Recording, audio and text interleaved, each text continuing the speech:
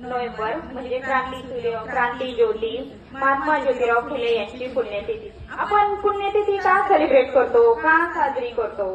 तर पुण्यतिथी या दिवशी जे महान प्रिय व्यक्ती असतात त्यांनी जी आपल्याला शिकवण दिली, विचार दिले, या सगळ्या गोष्टींचा उजाळा व्हावा, पुन्हा नवीन पिढीला या सर्व थोर समाजसेवकांची किंवा या महान व्यक्तींची माहिती मिळावी, त्यांनी केलेल्या कर्तव्याची, कार्याची सर्व माहिती मिळावी म्हणून आपण पुण्यतिथी सेलिब्रेट करतो, साजरी करतो।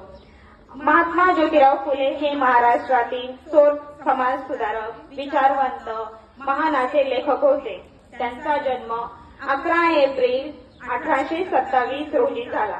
त्यांनी महिला शिक्षणासाठी आणि अस्पृश्यतेच्या शिक्षणासाठी अथक परिश्रम केले। त्यासाठी त्यांनी पुणे येथे भिलेवाडा इथे पहिली महिलांसाठी शाळा सुरू केली व स्वतःच्या पत्नी म्हणजे सावित्रीबाई फुले यांना शिक्षिका म्हणून तिथे रुजू केलं।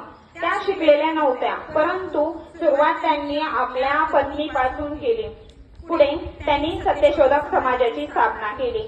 मग या सत्यशोधक समाजाचं काय ध्येय असेल तर स्पृश्यातिस्पृश जातीच्या लोकांना मोठे जमीनदार, वतनदार, खाजगी वेतनदार हे लोक खूप त्रास द्यायचे। मग यांच्या विरुद्ध होणाऱ्या या अन्यायाला, गुलामगिरीतून त्यांची मुक्तता करण्यासाठी त्यांना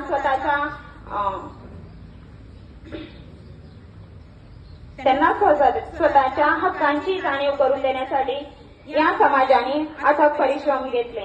अशा या महान क्रांती ज्योतीने दिनांक 28 नोव्हेंबर 1890 रोजी या जगाचा त्याग केला। अशा या क्रांती ज्योती माझे विनम्र अभिवादन। धन्यवाद।